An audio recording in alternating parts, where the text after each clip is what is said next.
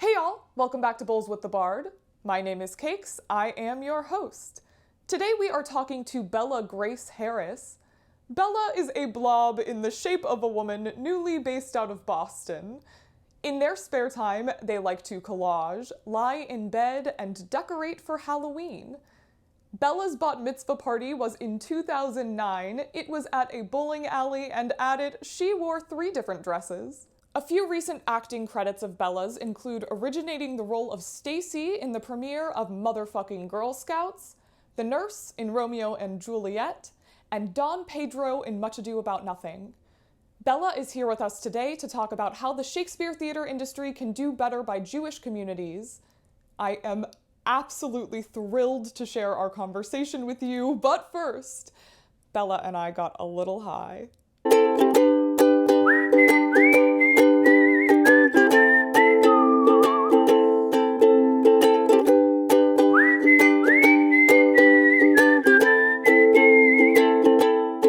All right, y'all, we are back talking about the plague with Bella Harris. Bella, what were some of the highlights of your quarantines? Well, I felt really lucky that I wasn't in school. So I didn't really have any school, but as a consequence, I didn't really have much structure.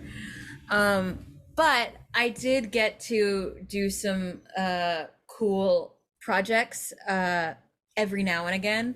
I got to work with my friend's company that she started called Burrowing Artists, and it was about connecting playwrights and actors together so that they could write something based around the actor, which was really exciting. So I got paired with a fabulous director, actor, writer named Molly Rose Heller, and she wrote for me a monologue that I got to record and perform.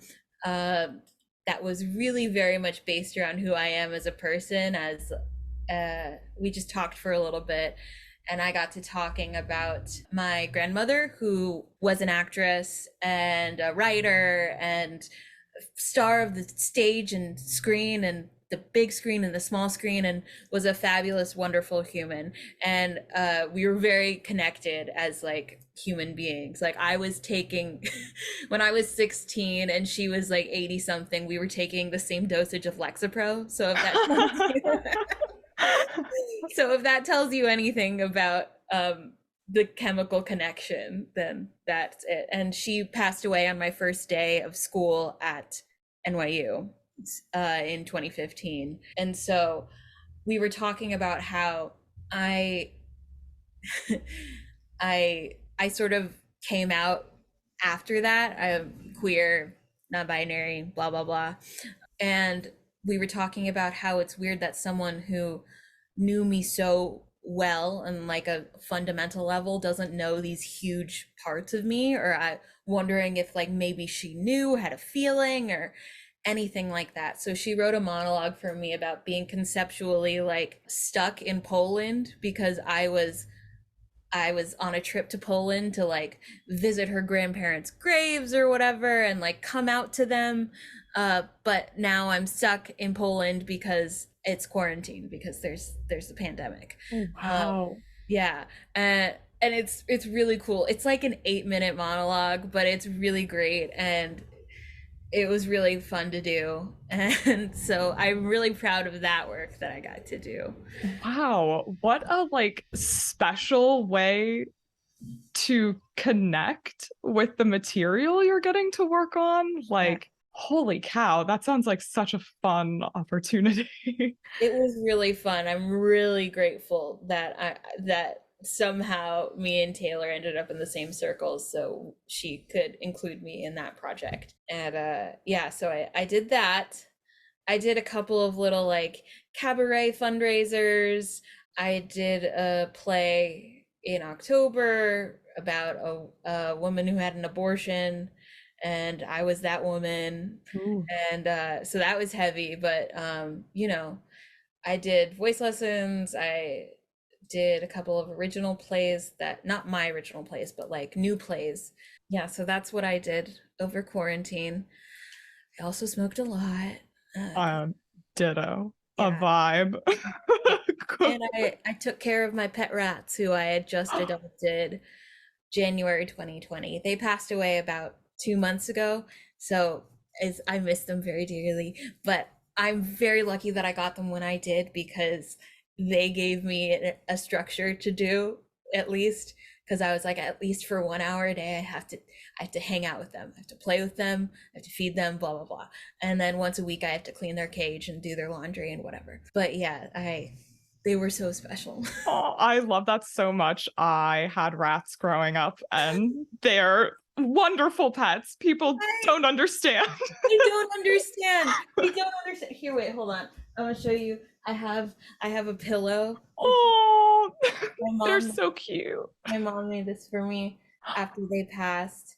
Um and there's they're cuddling together. That's so sweet. They were sisters. Their names are Sonia and Natasha. Yes. So Sonia, Natasha. I would name Natasha because her white coat reminds me of Natasha's coat in Great Comet. Okay. And I Okay. thought they would be good I thought they would be a good name pairing. And they were wonderful. I could talk about them for forever and ever, but Oh, I love that. I'm glad you had some new companions for quarantines. I know my dog got me through it. yeah. So, I yeah. I feel very lucky. The timing worked out that I adopted them 2 months before the Wow. pandemic happened, and I'm sure you feel, I don't know how long you've had your dog, but the insane amount of thankfulness for each other. Yeah. Yeah. Oh my gosh. Just like any pet, I feel like you don't realize you can connect with the small ones just as much as the big ones. So, Yeah. Yeah. Like they were people. They knew me. They knew their names. They knew how to spin. They were very smart. And that's they had their amazing. own personalities. They were different from one another, but they were sisters through and through. Sonia passed away first, and Natasha passed away a week later because she couldn't. Oh, yeah, that happens a lot. Yeah, it was sad, but but luckily, well, not so luckily, Sonia passed away the day after my apprenticeship at CSC finished.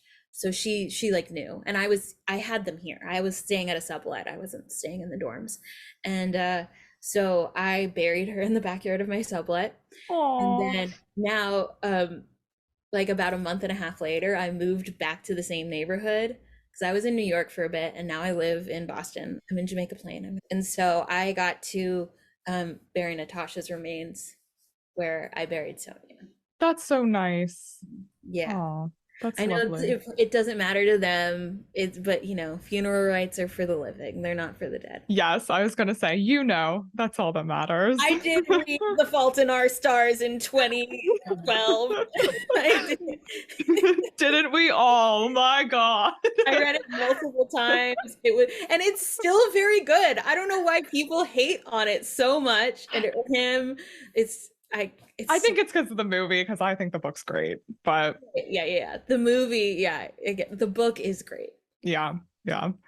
So moving forward from these rotten quarantines and still somewhat living in a plague, I feel like we have taken some steps toward like finding a more equitable version of producing Shakespeare, but those Mhm. steps have been small and few and far between. Right, So yes. with you, I'm interested in knowing like where are we falling short with the Jewish community and how can we do better by them? Right. Thank you for asking. Obviously can't speak for all Jews because Judaism is an ethno religion. There are lots of different factions, but speaking as from my perspective of Judaism, which is from the Ashkenazi faction of Jews, I would say like the question that I've been getting a lot from like people in the industry and like even like my family who are like lawyers, but they're in the industry tangentially, and they ask me like, so what should happen with Jewish parts? Should they always only be played by Jewish people? Mm. does that include like Patti LuPone and Nathan Lane, like some of the great actors that we love who play Jewish characters so well, but they're not Jewish? Um, and usually my answer to that is obviously that it's complicated, but because Judaism is an ethno-religion, it would be preferable for someone of Jewish descent or heritage, or if they converted to Judaism, if they have Judaism within their family systems, within their life, I think that they should be playing Jewish parts, because it's like with any other globe. I don't know if Judaism is part of the global majority. I think it's not, because it's massive. Half of us were killed. It's fine. Yeah. But with other marginalized groups, there isn't a shortage of them in the theater industry. Period. There are so many of us, and if you're doing a production of Fiddler on the Roof, perhaps you should hire some Jewish people to do Fiddler on the Roof, because I mean, as much as actors get to use their imaginations, and that's part of what makes it so fun, there's a certain kind of depth that comes from being a part of that culture that cannot be researched. It has to be lived. It's in your blood, or in your soul, rather, not necessarily your blood, but Yeah, I think like we love to think that anyone can play anyone and that that's like quote unquote the job of the actor to be able to span whatever range. But I think there's something to be said for being able to play a part accurately. yeah. And there's experience missing that I think keeps anybody who is not involved in whatever ethnicity is being portrayed. You just Yeah. can't do that. Yeah. And then there's the trickiness of if there's someone not of that heritage playing that part, especially Jewish parts, because a lot of Jewish parts in media happen to fall to like the villain, the greedy person, the we don't use this term anymore, but like the jappy girl or whatever. Mm-hmm. And if you're not of that heritage, then it becomes sort of like a caricature and a an exaggeration, and it can be like can almost be like a joke, because they're approximating from what they've seen. Like if I'm playing Yenta in Fiddler, I can put on all of those like Yiddishisms and like the like evolts, blah blah blah, because I have my family that they do say that. They do that. My grandmother, my booby, she spoke Yiddish, and I never got to learn from her, but I tried to do Duolingo Yiddish for a bit, but I lost focus. But I'm gonna get back into it. I know I'm gonna do it one day. Um, yeah, it becomes a caricature, and that makes me sad. Yeah. Yeah. I think that kind of gets into, I feel like, the biggest problem play that you can talk about when it comes to Judaism, which is like Merchant and Shylock and Uh-huh. how he is just written that way. Like it's kind of hard to take it Yeah. out of him. Hmm. Yeah. I mean, that is true. And uh, I will admit I'm not massively familiar with Merchant of Venice, but I have seen one of my peers in my CSC group in my cast. He played the friar. His name is Noah Weekend, and he his monologue that he was working on for the semester was one of Shylock's monologues, and he's a Jewish man, and it was not a comedy by any means. Uh, it was all about like, you call me dog, you you spit on my beard, and now you're asking me for money. Like it was not a comedy by any means, and I could see the work that he did in there. And I would be curious to see what would happen if that were played within the context of the show. So Yeah. Yeah. I have been fortunate enough to see it played that way. mhm. And it's interesting. I feel like it kind of goes back to what you said at the beginning of the conversation, which is like everybody is different, so everybody's going to feel differently about it. But I feel like it's very effective to take the comedy away from it. It's Mhm. just then toes a delicate line of like exploiting trauma, and that can be really hard to watch too. So yeah, I feel like it just And depends it, on the person. yeah, and it can be dangerous depending on who is in charge of working that. I feel very lucky with the resources that I've gotten because I've been in trauma therapy for the past few years. So I have really tried to come at my acting process without exploiting my own trauma and things like that, which is difficult because I started out at the Lee Strasberg studio at NYU, which does the method, and the method works for some people. For some people. And I do value the tools that I learned there and the professors I had. And I do recognize that my instrument, as someone who has experienced long periods of trauma in their life, it is not safe for me to utilize some of those techniques. And I think that applies to more people than we think. Yeah, yeah, I agree. I think we're starting to have that conversation a little bit more Yeah, a little frequently. bit. Yeah, They're definitely thankfully. doing that at CSC because I mean, the first thing they said to us on the day that the program began was some of you may come from like programs where you feel like you have to sacrifice parts of yourself and you have to like come to class sick or sad or everything is bad. And you may feel like you may be coming from those programs. We are not one of those programs. We're a joy-based program. We're a joy-based program. We want you to be able to explore this as an art form without harming yourself, because that, first of all, it harms you as a human being, and second of all, it affects your longevity as an actor. Because if you're going into a rehearsal room or an audition and you are like stabbing yourself in the face metaphorically every time, there's not going to be much face left in a few years. It's going to be all scars and you're going to have to heal for a really long time. What are you going to do? Not do art? So Yeah, yeah. they obviously didn't use the stabbing in the face image. That's just what came out in my head. No, but like that's very poignant. I think you said that very well. Thank you. You're welcome. Speaking, I think, of coming at things from joy or even just from different perspectives, uh, beyond talking about motion, are there other like plays or characters in the canon that you are interested in seeing performed with like a Jewish influence or perspective?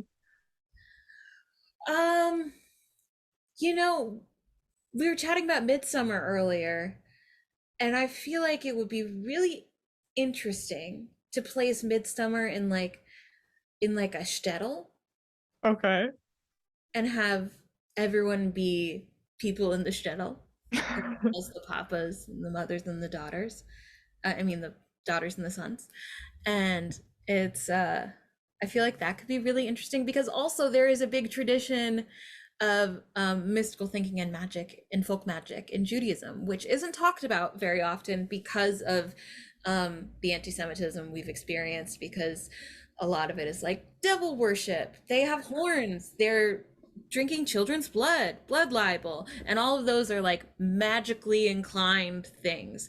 So any sort of traditional folk magic done in Judaism has historically been kept very secret. But with the resurgence of like witchery in the popular culture of the past few years, I've been learning a lot more of it, and it's very interesting to me. Of course, I don't know if I believe in it, but that's the most Jewish thing of all, to like be like, I don't believe in God, and God's like, okay, cool, let's talk about it. Sure. Question everything. Yeah, Like, yep. exactly. So like, sure, I have an evil eye thing in my room, and I have uh I have salt and whatever. I have a mezuzah on my door. That's a magic thing. It's having an amulet for protection, things like that. So anyway, that kind of magic could transfer over into midsummer because of the folk magic traditions in Judaism. I feel like that could be really interesting. Yeah, that's my big thought. I love that, especially because you're totally right. I had no idea there was any sort of like magic mysticism stuff going on in Judaism. And I feel like A, that's a really cool way to celebrate it, but B, it's also a cool way to educate people and let people know that it exists at all. Yeah. Like, amazing. Yeah, and like the the rude mechanicals could be like the group at the Jewish Center that like the theater production put on by the Jewish Center of like, retired people Yes. putting on a show together. That would be so cute. And like my laptop that you're sitting on a pile of books, and one of the books is my encyclopedia of Jewish myth, magic, and mysticism. Oh, hell yeah. That's super cool. Well, before we wrap things up, do you have anything else that you would like to add? I mean, I think I said the majority of it, but I do think it is important to note that for me as a person who was socialized as a woman, I have been heavily placed in like mother roles, wacky stepmothers, and that is also a thing based in like in Jewish stereotype of like the women are moms, and like and they're loud and they're silly and they're evil like Mother Gothel and Tangled and everything, Rapunzel. And that people should know that also that comes from stereotype as well. And like not for naught, because I do play those roles very well. But that also doesn't mean that people who look like me or looked like me when I was in school and things like that should always be considered for those parts, because maybe I could have been like a great Juliet in high school. Maybe I could have been a great Helena in high school, but I really didn't get the opportunity to do that because people were just like, "Oh, Bella's perfect for the nurse," which I am. Sure, yes, I am. It's true. Bella's perfect for Titania, whatever. But it Be is more creative. more creative. Have a Yeah. little bit of a wider imagination.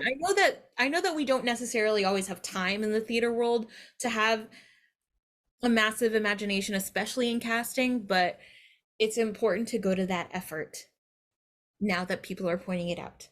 Yeah, It I should have agree. happened long ago, but it should be a consideration. Yeah. I think that is an excellent place for us to wrap up. Great. Bella, thank you so much for coming on the show.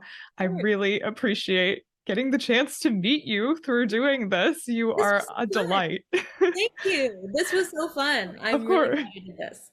Yeah, thank you. Thank you. I had a lot of fun as well. So that is all from us today. Thanks, y'all. If you enjoyed today's episode, you can follow Bella and Bulls with the Bard at the handles either on your screen or in the description. If you haven't already, please, please, please rate, review, and subscribe. It helps the podcast so, so much. And tune in next week as we talk with Joan Robb Wilson about how the Shakespeare industry can do better by plus-sized individuals. Until then, bye y'all. 1,000 sighs to save. Oh, lay me where sad true lover never find my grave to weep there.